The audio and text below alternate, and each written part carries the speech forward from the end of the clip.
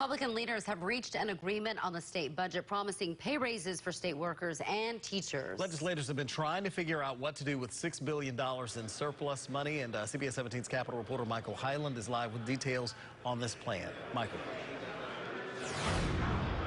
Yeah, we've just had a chance to start going through this. I want to hit some of the highlights here. What the Republicans have proposed is giving most state workers a pay raise of 3.5%. That would take effect on Friday.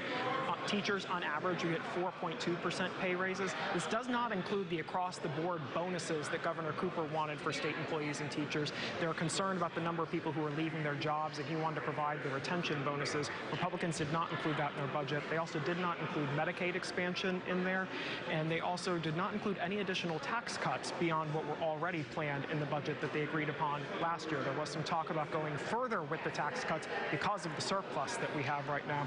They talked about concerns they have going forward that we could be heading for another recession. Here's what Republican Senate Leader Phil Berger said about how they got to this budget agreement. And because of state policies implemented over the past 10 years, North Carolina's economy is growing.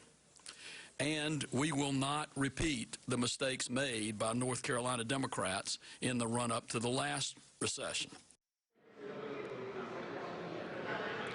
And we heard from the governor just a little bit ago about this. He sent a statement saying, quote, "I'm encouraged that both the House and Senate agree that North Carolina needs to expand Medicaid. It is imperative that an agreement is reached to get this done now. I will review the full budget when it is released." To be clear, Medicaid expansion is not in the budget proposal, but there are bills that have been moving in the House and Senate that could expand Medicaid at some point this year.